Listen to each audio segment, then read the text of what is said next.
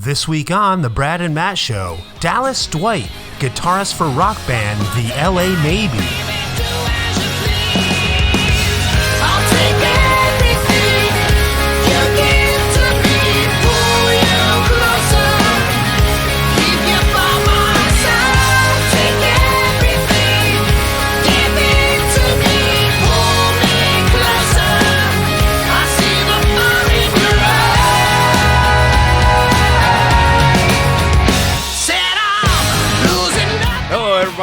Welcome to the Brad and Matt Show.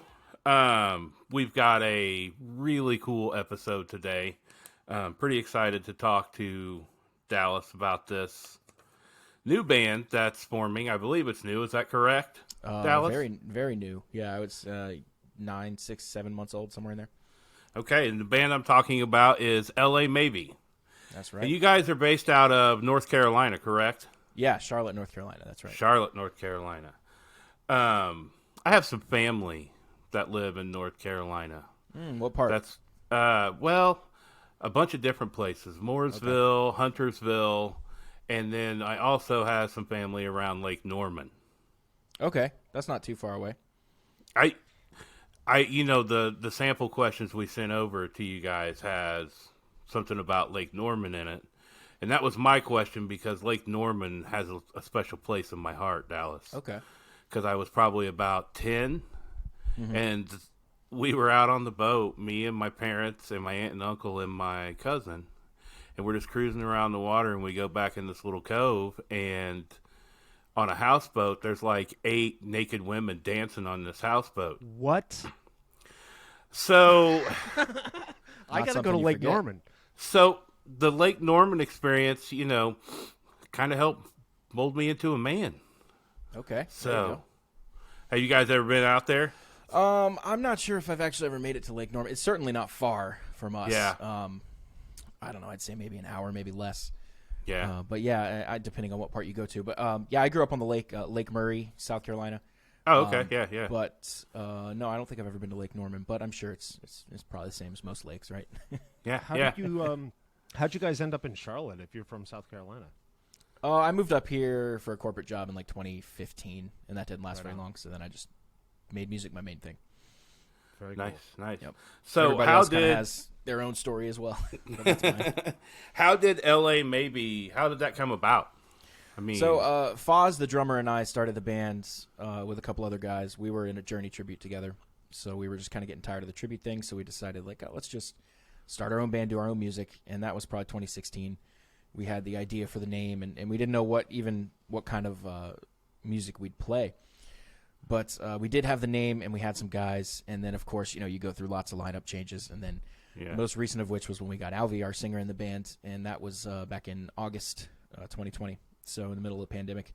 And so that's kind of, once he was in the band, we immediately went in the studio and did these songs that are on the album. So that's kind of where we consider ourselves starting, the version that you would consider the LA Maybe. That's when that started. So August 2020, and we've been going pretty strong ever since. I think it's been pretty great. Yeah, you guys are going pretty strong is a good word, because you guys are right out there. You know what I mean? You guys just opened for Steel Panther. You have 3 music videos that I could find on YouTube, and I understand you have Peace of Mind coming out very shortly. Is that true? Yes, lyric video, not a music video. So don't get too excited to keep looking at this. Those will be coming too, but yeah, we're starting with the lyric video. Nice. What was it like opening for Steel Panther, dude? It was pretty cool. We did 3 shows with those guys, and all of them were like within like 24 to 48 hours. We got the call. So wow. Yeah, we had it was a pretty whirlwind weekend, because we had we played 2 shows with them Sunday in Greensboro, North Carolina, and then we thought that was it. And they called us back Monday and were like, "Can you be in Columbia tomorrow to open for us?" In Columbia, which is my hometown, so that was cool. Yeah, we did that Tuesday. So we got that call Monday. We were there Tuesday, and then after that gig, they were like, "Look, we want you guys to come, tour with us. We want to like take you out there," and because they really liked what we're doing. Of course, we really like what they're doing, and they kind of almost mentored us in some ways, which was really awesome.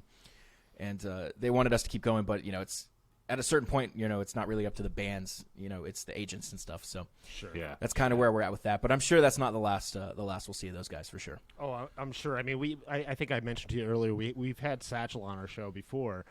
He was talking about, we asked him about the pandemic, right? And he was like, Steel Panther's not touring. He was kind of telling us a little bit how that's how they make their money. You know what I mean? Yeah. Being on tour and stuff like that. But he also mentioned about how being on tour, a lot of the finances come from the band themselves. Do you guys find that to be the case with you guys? It depends. What would you classify as Well, he was like saying the tour buses and stuff like that. They got to figure that into the budget, the tour budget and stuff like that. And so Yes, he was like, for sure. What he was trying to tell me, I think, was that since Steel Panther wasn't playing out, they were just losing money across the board. So it's I'm really happy that they're back. Yeah, and it's still. Every show we played was technically sold out, but it was reduced capacity.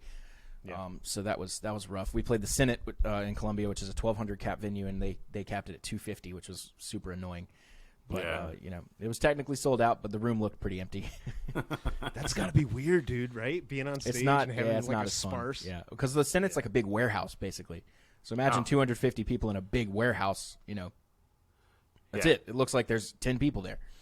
So, Well, you gotta. But it was still fun. So That's you have to get some of your energy from the crowd too. So yeah, definitely. And something we're learning, and we learned over and over again, was as an opener, nobody cares about you. So we had to go up there, and within the first bit, we have to win them over, and we did usually, or at least all three of those shows we did.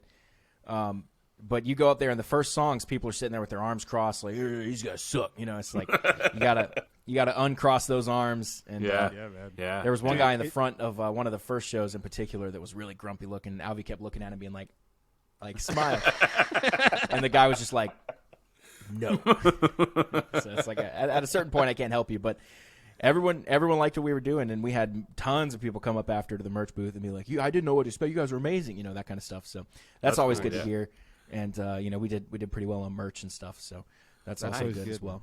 Nice. I saw, speaking of the bad rap opening bands get years ago, man, I saw the only time I saw Van Halen live, I saw them on the For Unlawful Carnal Knowledge tour, and Alice in Chains opened for them. And this was right at the beginning of grunge and stuff like that, and the entire crowd booed them, and I'm like, this band is great, but it was a Van Halen crowd, you know what I mean? So and then of course Dirt came out, or whatever their first album was, and then they just became huge. Yeah I did an Alice in Chains tribute at one point as well, so Sweet. Nice. that was Nice. very fun. Nice. Got to play Jerry. Really? That's cool. So you also mentioned you were in a Journey tribute? Yeah, the tributes I've been a part of, I've done Journey, Neil Schon, of course. Alice in Chains, I was Jerry, and then Guns N' Roses, I've done the Slash thing. So Sweet. Nice. Sweet. Nice.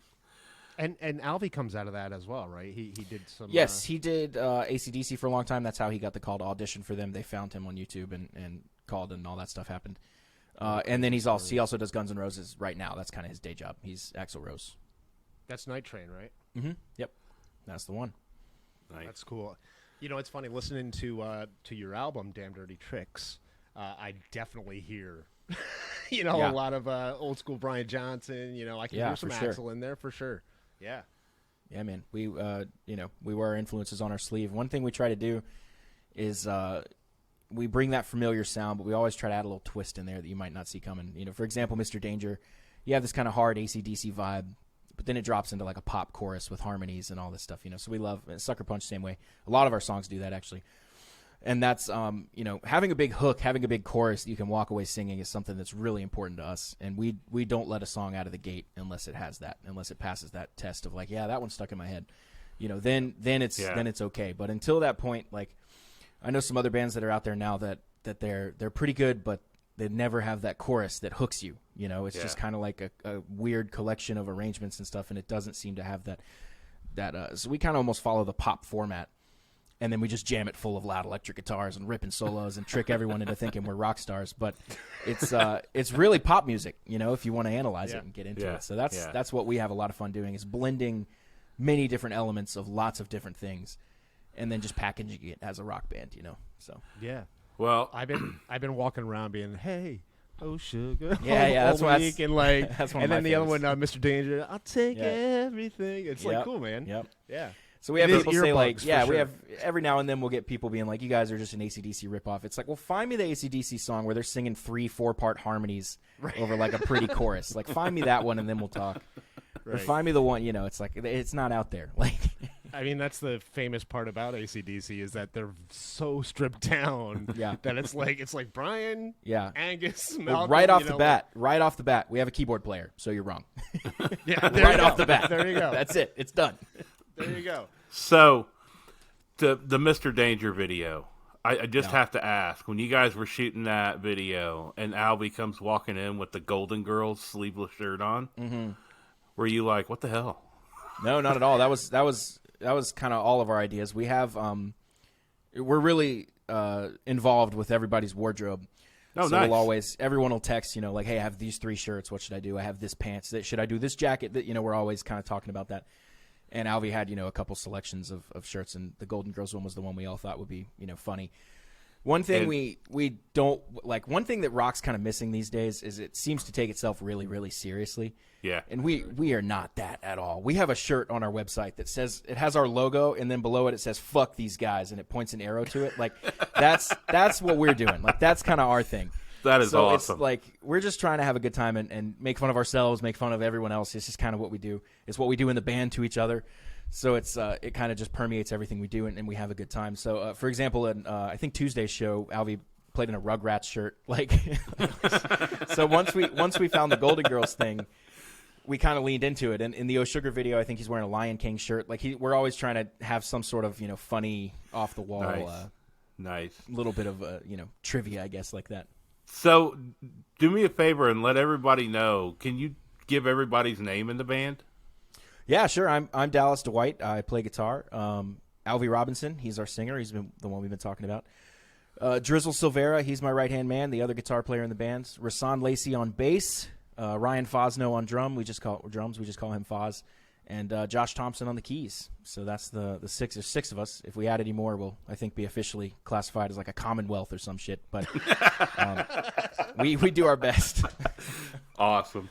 Wait, where does the name the LA Maybe come from? Because like Yeah. my honestly my first impression is like, were you guys at one time thinking, hey, we'll maybe move to LA and try that scene? Or what's the story there? I overheard someone say that as a phrase, like, "Oh, she gave me the old LA maybe," which I guess it's a phrase. It must not be a common one because we get that question a lot. But I immediately, as soon as I heard him say that, I knew what he was saying. He was saying, flaky. I guess typical Angelinos. Whatever the stereotype is there.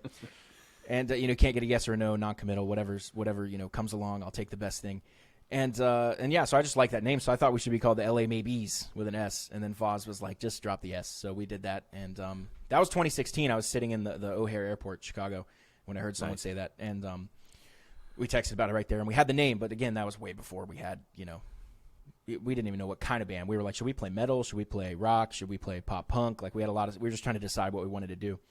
Right. And eventually just landed on, the rock that we like playing. So I did a little research before. Sure. So you attended the Berklee College of Music? Kind of, yeah. Rasan, he officially did. He graduated from Berklee. Okay. I did. I hold a certificate there for film and television, like film scoring and stuff. Yeah. But I graduated, like my undergrad was University of South Carolina. Yeah. Oh, okay. Okay. So you're not wrong, but I still feel a little weird being like, yeah, I went to Berklee. But Rasan definitely did. So Okay. Sweet. So with that being said, what film and television projects have you worked on? nothing crazy. Mostly just some of my own stuff, and Yeah. whenever a friend needs me or something like that. So it's been all rock and roll most of the time for the past 5-6 years. So. When you were in the cover bands you were in before the LA Maybe, were you touring a lot? Were you like touring nationally? No, we'd play a lot, but not nationally. No, we just in the region. Yeah, Gotcha. just, one state over. stuff like that. Nothing crazy. Yeah. Yeah, I mean, cover bands are everywhere. You don't need to go anywhere really. Now, when we did the tribute stuff, we did. Yes, we would go all over the place. Very cool. But the Guns N' Roses tribute we did was very short lived. We had one show, and another one booked, and then all this took off. So I was like, we'll just ditch that and do this. So that's what we've been doing. I mean, the tribute thing kind of wore on us in general. We didn't like, I personally never liked, dressing up like someone else and I'm an artist. I like to be myself. Yeah. So when you tell me to be someone else, I get very mad. Totally. It's funny. It's funny. You talk about that. I just watched a video. Tenacious D with Jack Black. Sure. Yeah, of course. He did an interview I just watched the other night, and he talked about he worked on a movie with Sean Penn, and Sean Penn said to Jack Black, I guess Tenacious D played the rap party for the movie or whatever. And Sean Penn says to him, why don't you guys play serious music? He's like, because that's not us. That's not our personality. Yeah. And he's like, I don't want to be Pearl Jam. He's like, there's way too many serious bands. There's not enough Tenacious Ds. You know what I mean? So, and I thought that was a really interesting way of looking at being an artist. Yeah, definitely. Do what you want first, and then what you're kind of good at, and hopefully those things kind of collide. Sometimes you're good at stuff you might not necessarily like, or vice versa. Yeah. But kind of for us, it happened to what we wanted to do and what we're good at worked pretty harmoniously. Nice. And we jumped in the studio immediately. I mean, 4 days after I met Alvi, he was in the studio recording. We were recording "Take Me Away." Wow. And some of those lines from that very, very first session, he'd never even really been in the studio recording. I say the studio. We did our entire album DIY, so it's all me, Drizzle, and Rasan. We have studios, so between the three of us, we recorded every note on the album. Didn't step foot in a studio like you're thinking of. Right. But yeah. So anyway, he was in. I have a vocal booth in my house, and he was in there singing away. And a couple of those lines ended up on the final takes, which was pretty cool. Nice. So from literally 4 days. Wow. So you guys literally recorded this during the whole pandemic lockdown thing. Right? From I'd say August, and I think we finished in November. Yeah. That's cool. And then it went off to get mixed, and then it was done by January, February. Mm-hmm. Nice. So, what's your plans? I mean, what are you guys? Are you going to tour or?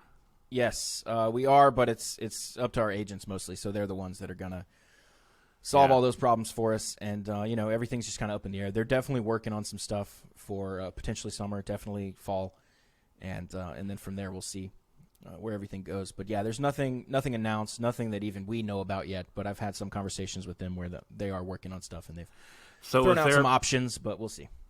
Is there a place where people can go to stay up to date on what's going on with LA Maybe? Can you tell us about that? Yeah, lamaybe.com. We keep up with our website pretty good. So we have a pretty robust web store there with a lot of funny, interesting, good stuff. A lot of whatever your merch appetite is, we probably have something there. Nice. And then, we have the tour page. Right now it's empty. Pretty basic website, but everything you need is there. And if you sign up for the mailing list, you get 10% off any of that merch. So it's a good incentive there. Nice. Cool. What about any social media channels? Yeah, we're everywhere, man. Wherever. We have a pretty unique name. So if you just search us, if you just Google us, YouTube, Instagram, wherever. Cool. We're everywhere. Cool. That way people can keep up with what's going on. Yeah, absolutely, man. So, in some more of my research on you, does it feel weird when people say they've researched you? I'm always interested in what they've come up with, yeah. It says that you started playing the guitar at age 12. Is that sounds true? right. Yeah, that sounds right. Yep.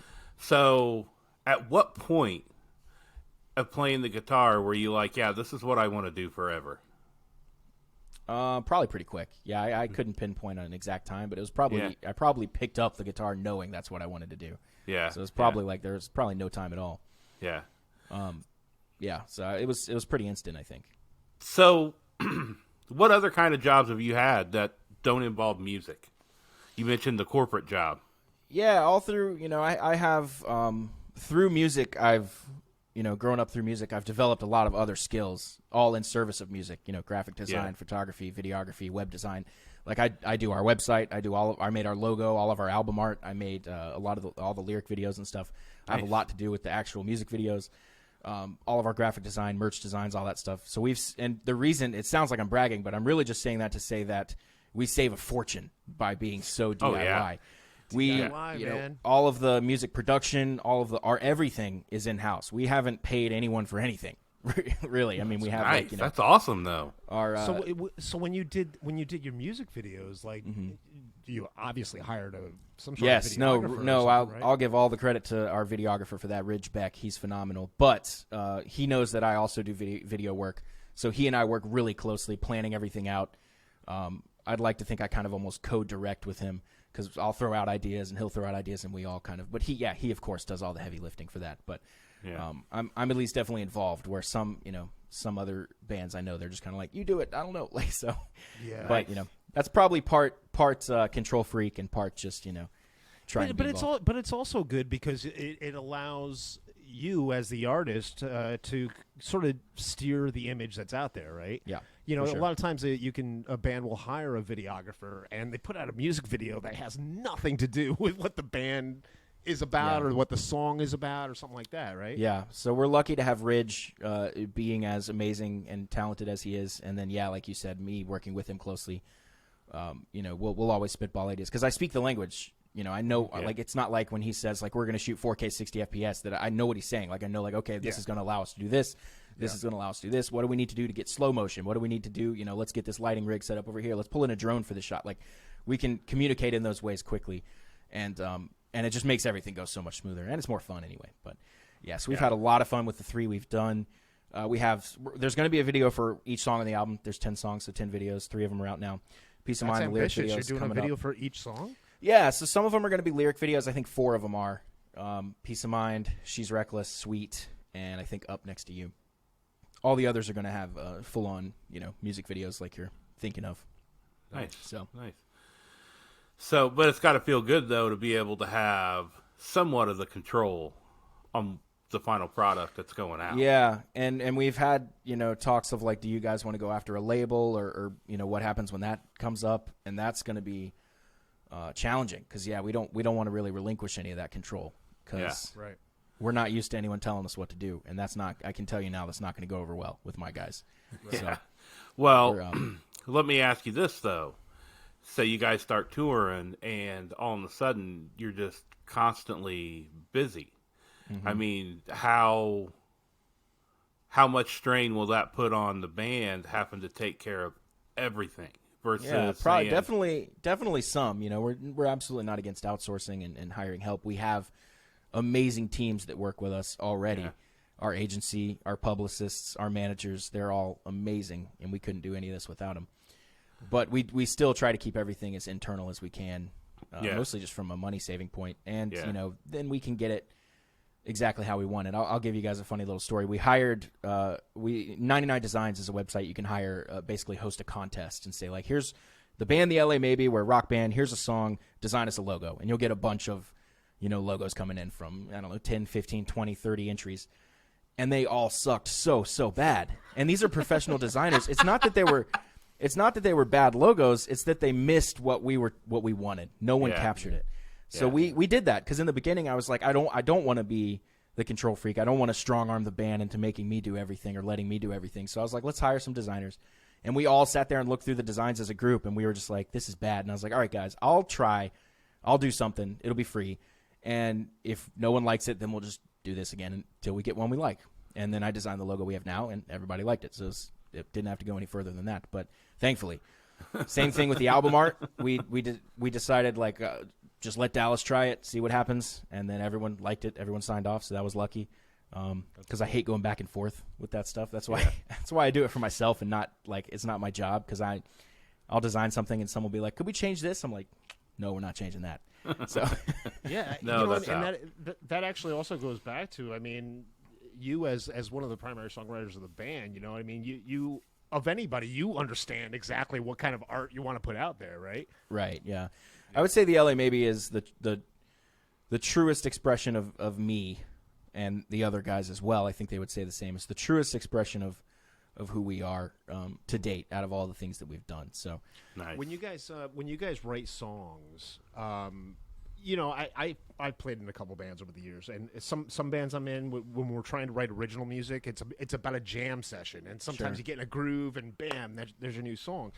When you write songs, such as the songs on your new album, does it come out of that, or is it something that is like, you guys sit down and really figure out the chord progression, the parts? Like, how's it come about?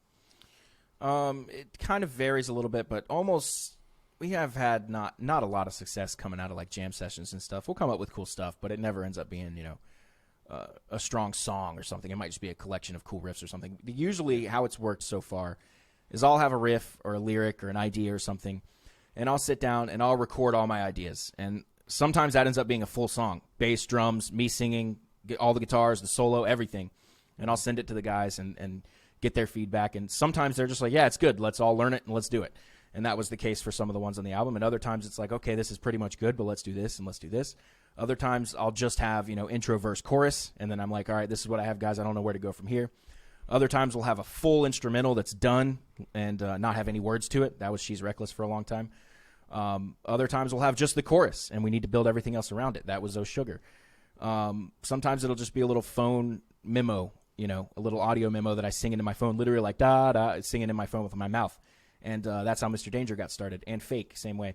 So it always varies, but it usually just starts with some sort of seed. I usually create a seed for everybody, and then I'll develop it as far as I can. And sometimes that's fully done, sometimes it's not. And then I'll send it to everyone, and sometimes they'll be like, yeah, don't spend any more time on that one. That one's not worth it. Or sometimes they'll be like, yes, this is better than anything we have. Let's go all in on this. See if you can get words for it, that kind of stuff. So the lyrics are usually the thing that come last. So I'm always happy when I can knock those out because it's the hardest part for sure. I'm super particular about every word and making sure it says exactly what I want it to say, and we don't really stop until that's the case. So. We're all very, I would say, not quite perfectionists, but close. Close.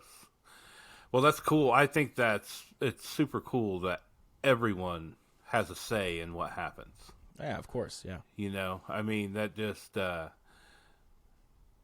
think that will attribute to the strength of your guys' relationship. Mm-hmm. I'm sure it's not all peaches and cream all the time. It's been pretty awesome, to be honest. It's been pretty awesome so really? far. That's awesome. Yeah. Really? Because, most of the time when you put, like, that many people together and they're together all the time, things kind of rub a little bit. Yeah, You work through it. But, well, that's cool then. If there hasn't been any of that, that's awesome. Yeah, we'll definitely see how it goes when we're actually on tour together. But because you got to remember, at this point, we've played 4 shows. 3 of them were opening for Steel Panther. So... Yeah. It's like we have, and we didn't have to tour for those. We all just drove in our own cars because it was like 2 hours away, an hour away, whatever it was. Yeah. So it's like we don't really have that group travel experience yet. So, but I don't anticipate too many problems there. No. We talked a little bit about that experience before we started recording this. So you played 3 shows with Steel Panther. Yes. It was Greensboro, Columbia, and what was the third one? Greensboro had 2 shows, an early and a late. 2 shows. Yep. Gotcha. So that must have been fun. You know what I mean? Yeah, it was super fun. We didn't really know what to expect. We just went in there and did our best, and it ended up working out for everybody, so that was good. Highlight was probably in show number 1 at Greensboro. They liked what they heard, and they brought Alvi on stage and sang they did the entire song "Sweet Child of Mine," and nice. it just brought the house down. Like it was. That's awesome. It was really, really special to watch. I got the whole thing on. Actually, all of us got the whole thing on video. So that's so cool. So, like, you played in Greensboro, and then you said Steel Panther actually invited you for the rest of the shows, right? Yes. So we the venue got us on the Blind Tigers. They're good friends of ours, the people that own the Blind Tigers. So they got us on that show last minute. I don't really know why, but they did. So we played both of those. Thought that was going to be the end of it. And Monday we get the call, from Steel Panther. Hey, can you guys open up tomorrow? In Columbia. And we were like, yeah, of course. So we made that happen. And then after Columbia, they told us explicitly, like, we want to, keep going with you guys, but it's up to the agents. So, I'm sure it's not the last we'll see of those guys, but, for now we're happy with the way things went. Nice. For sure. Nice. That's always good when a band will call you and say, yeah, let's go. Sure. Yeah. We developed, almost like a mentoree, whatever the mentee, whatever that relationship is. We have, I won't be presumptuous enough to call us friends, but there's definitely a professional relationship there that's really cool to see. That's awesome. That is awesome. Yeah, I mean, because we look up to those guys. They've been one of my favorite bands. Satchel's one of my favorite guitar players, and that's been the case since long before this happened. So it was just cool to see it all come to fruition. And yeah, but we didn't freak out. Just get in there and do your job. The last thing they want is someone freaking out that's working for them. Like, just do your job. I don't need this from you. I get enough of this from the crowd. So just I need you to just nod politely when you see me and not ask for an autograph and all that stuff. So So we did. It was cool though. We had a good time. So I know Brad asked this earlier, but plans for a tour, do you guys intend on touring nationally once everything? Yeah, opens absolutely. back up? And plans are in the works. There's nothing set in stone, but there's talks of summer festivals with dates in between. Filling all that stuff out. That's nice. And then there's talk of a big fall tour with us and a bunch of other bands. So Ooh, that'd be cool. There's not enough to say to announce anything yet. Of course, I don't think any dates have been booked. I don't think any bands have been officially confirmed. None of that stuff. And the festival season, it's a little late in the game to start booking for that. Also, you have COVID, so everything is kind of up in the air in general. So you put all that together, and it's basically we'll do everything we can, but right now we have nothing. So the answer is nothing. But as soon as we get stuff, we'll be out there everywhere. So that's what we're waiting on. So are you guys going to just play locally? Or no, not so much. We'll do whatever our agents give us. That's what we'll do. Okay. Other than that, you're not gonna see us out there right now until we're working on writing album 2 already, so we're doing that stuff. Oh, And wow. Videos. We're staying busy, rehearsing, practicing up new stuff, all that kind of stuff. So, but nice. Shows. I mean, we don't actively book ourselves. We let them do Okay. that. So it's whatever they get us. Okay. It's All right. it's awesome to see you guys coming up right now as everything opens back up, because a lot of folks and maybe that's the case where as we come out of the coronavirus pandemic, you're going to see a lot of art out there. You know what I mean? Oh yeah, for sure. And because a lot of folks. I live in New York City. It was crazy here. I lived in my apartment for 8 months, dude. I didn't even leave the house. You know, so it's cool to see folks in their house who are musicians creating new music. It's fascinating to me that you guys were able to lock down this album. How long ago did you guys record the album before it came out? We recorded August to November, I think. So Okay. It just came out in maybe January, we right? started some in July, some guitar tracking and stuff. But I know we were done by November because we recorded all of it in my old apartment, and I moved in November. So I know that's when we were done. But we started sometime late July, August, or whatever. Couldn't do a lot before Alvi came, but also everything was in different stages. So we'd have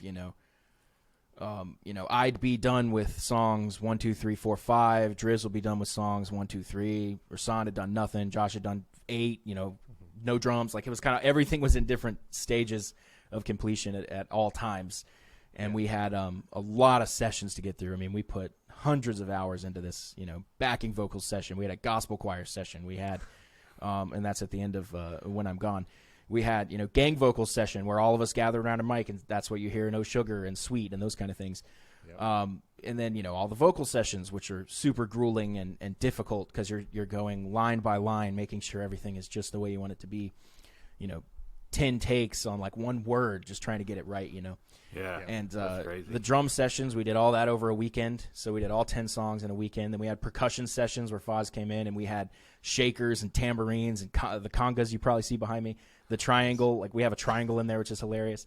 And then all the guitar sessions. I mean, it's not a stripped down album. There's a lot of production on this album. There's at any point you're probably hearing between 6 and 10 guitars at once. Wow. So there's a lot of stuff going on. And, is that hard to duplicate live? No, we just strip it down to what we consider to be the most important parts, and then in some cases we'll combine parts. So for example, in Oh Sugar, I did kind of a funky Prince thing, and then Driz did this kind of Aerosmith thing, and live we just combined both of those together, and he does that, and I just do the chords. So nice. One thing we try to keep pretty consistent across the board is that he and I try to never really play the exact same thing. So we're always trying to play off of each other and have a little more fun with that. So it's more of a full sound, you know. Yeah, man. I was actually watching. I think it was Sucker Punch. I think I was watching that video, and actually, it wasn't Sucker Punch. There's a video out there of you guys the playing playthrough together. Yeah, that was in Good Eye though. That was in the Sucker Punch studio. We filmed that the same day. But yeah, that was Mr. Danger. Yep. And it was the way you guys play together is very complimentary to each other. You know what I mean? Yeah, it's very calculated. We figure it all out ahead of time. Yeah. You know, and then we kind of do our own thing, and we know. I mean, we had one session where Driz and I had to pull back out all the gear to record one note because we changed one note, and She's Reckless. Scrap the recording, and it was because one note. And it was because I kept listening to this one note, and I was like, that is just not the right one. That's bugging me. Yeah. And when I figured it out on guitar, like, what could we do instead? I told Driz, and he was like, "Yep, let's do it." So we went back in. One note. All right, good. Let's back it up. Put it in the can. So awesome. But yeah, we're not the kind of guys that are going to stop, you know, before it's where we want it to be. So we'll do whatever we got to do to get it the way we need it, and until it's there, it's not done. So Dallas, I gotta ask you some questions, and this is just, as you can see, I set up my guitars on the wall behind me for this interview. As a guitar geek, dude, what's your go-to guitar? What's your rig like? What kind of effects do you use normally? Yeah, I'm a Gibson guy, so you'll see me playing my Les Pauls pretty much exclusively. In Mr. Danger, I do play that Mockingbird, I think, a couple times, which is pretty cool. Other than that, it's because a Mockingbird's basically a Les Paul, but it's a thick chunk of wood with two humbuckers. But so yeah, that's kind of the guitar question for you. I don't deviate too much from that. I'm pretty simple with my stuff. I play the same strings, the same picks, same guitars. You know, I play a Kemper amp. That's what I've been doing forever. For the album though, we used you can see it behind me, the Marshall Slash signature. We used that, the AFD 100. Yeah. That was for all my side. For Driz, he had a whole other thing going on with Fender amps and PV amps and stuff like that. So he had a kind of a different rig. But we did, the Marshall amps for the recording, and it really added, I don't know, it's just a nice fat sound. So live, though, we run direct stuff. So Driz is running like a couple of different pedals. I'm running the Kemper right now. However, we did just pre-order the Neural Quad Cortex. So we're super excited about those. So we have 2 of those coming. Cool. And those will be our front line. So the thing about those is they're basically more powerful than like most computers. So we can run our entire front line, which is 2 guitars, bass, and vocals. You could technically do it out of 1 unit, but we're going to do it out of 2. So we're going to be able to carry our entire rig, you know, the entire front line of the band, so minus keys and drums, in a backpack. So that's awesome. That's going to be pretty awesome. And we love geeking out about that stuff and how to make everything more efficient without compromising sound, you know. Yeah. I'm never hauling a big 4x12 again. Like, it's just not worth it these days, you know. And then you talk about touring. When you talk about touring, it literally becomes money. Like, okay, we have to ship this. Okay, we have to put this in the trailer. Okay, so that means we need a bigger trailer. Okay, like it literally translates to money. So the more we can scale, we were talking to Satchel about this because that's what he's been doing for a long time. The more you can, I mean, his pedal board's this big. It's like the size of like a piece of paper, like 8.5 by 11. And we were talking to him about that, and yeah, we were all agreeing on the same stuff. It's like you can't, like, when you go to Europe, what are you doing? Are you shipping? It's $3,000 to ship all that stuff over there. Like, what is the plan? Like, just put it in your backpack.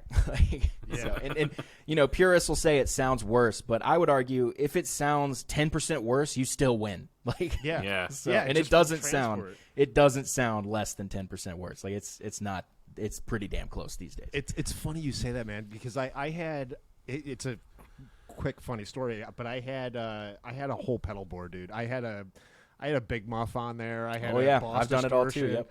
You know, and funny, just really weird, funny story. It all disappeared one time. We stored it in somebody's like cellar, and we went back to get our stuff, and it wasn't there anymore. You know, I mean, this is Queens. You know what I mean? So, anyways, I just bought the GT1, the Boss GT1. Okay, good pedal. And like, I'm like, why am I going to spend $100 on individual pedals when this thing's got, like, you know, everything, 200 pre-programmed things on there, you know? Yep, for sure.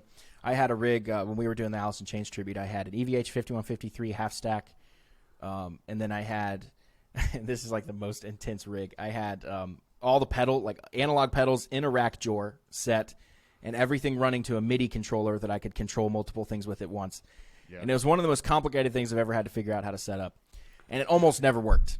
almost never worked right. There's too many chords. There was outlets. literally 4 or 5 shows where during sound check nothing was working, and I had to unplug and plug directly into the amp, and it played, and that was fine. So eventually I was like, why am I doing this? Like, this makes no sense. Like, so I'm just like, I'm done with that. So with my Kemper has everything I need. It's perfect. I've had it since the Kemper came out, so I've been a big fan of those guys forever. And now we're gonna try the Quad Cortex just because it's a little newer, a little sleeker. We'll see how it compares. It has a lot of the same functionalities as the Kemper, and we both have them. So Driz and I will each have one, so it'll be nice and uniform. So we'll see how that goes. Right on. Nice. I mean, different. So when you play live, you know, before the LA maybe, in different bands you've been in, a lot of clubs have their own backline, right? So you just plug in. It's always a Marshall half stack. Always. Yeah, we played a festival one time where the tech would just say like Marshall or Mesa, and you were like Marshall, and you'd be like, okay, cool, or Mesa or whatever, you know. Yeah. I try to avoid that though. Kemper's so easy. You just turn it on, and then whatever mic is pointed to the speaker, just unplug that, plug into the Kemper. Done. It's there. Wow. Like, you're good. You don't need anything else. It's set up. You know, if you do your job ahead of time. So and it's direct, which means you're getting the same exact sound. You're not getting a bad mic or it's a little off axis this time, or whatever. Yeah. So it's just a lot more consistent, a lot more reliable, and it still sounds phenomenal. So a lot of times better because you can control it more. So which is great for live. In the studio, that's where you really have full control over everything, and you can hear the little tiny differences that you might not want, right, between a Kemper and an amp or whatever. But live, dude, nobody can hear anything half the time, so who cares? Like, it's just like, just make it, whatever's easiest at that point. Yeah. That's cool. I believe we are starting to get short on time. Am I correct, Matt? Yeah, we're looking at 41. Dallas, we want to thank you so much for being on the show, man. Yeah, thank you, man. I appreciate you guys having me. This has been fun. Yeah. Dude, so I saw one of you guys there had a bag of Indiana popcorn. Was that today? Post. I think I posted that today. Was that Driz? Was that That's I see here. That's home sweet home for me. Yeah, is that what that was? About that. Oh yeah, it is nice. Yeah, we saw it said Drizzle, so I was like, well, we got to get a picture of this. So that's what we call him. His name's Drizzle. So, well, it's funny, Dallas, because I mean that's kind of the spirit of our podcast. Brad's in Indiana, I'm in New York City, and like, kind of that's where we're at. You know what I mean? Trying to compare the two. And I go to the bodega the other day, and they got that Indiana popcorn in there.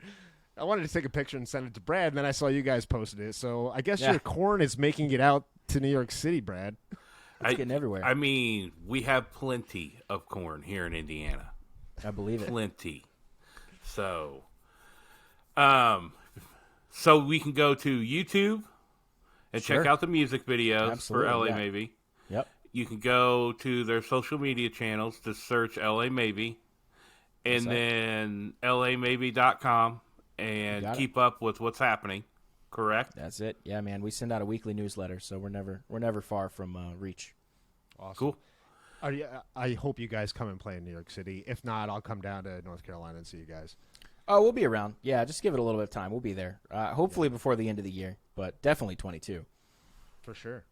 Nice. So we'll be there, man. Nice. I never hold my breath for Indiana because it's it's Indiana. We'll be there. We'll be there too.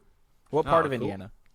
I'm like probably 10 minutes south of downtown Indianapolis, right in the middle. Oh, okay. Yeah, I've driven through Indianapolis many times. I love that area.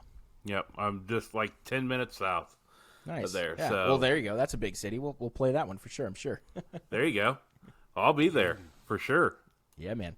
So, well, Dallas, thank you so much for coming on and telling us about LA Maybe. Yeah, thank you. If anybody hasn't listened yet, I am highly encouraging you to go listen now because you won't regret it. Hope not. Dallas, thanks, man. Ladies and gentlemen, Dallas Dwight with the LA Maybe on the Brad and Matt Show. Thanks for listening to the Brad and Matt Show. Check out our YouTube channel for our video interviews with our guests, as well as additional bonus content. And be sure to follow us on Facebook and Instagram at The Brad and Matt Show and at The Brad and Matt 1 on Twitter. It's the Brad and Matt Show.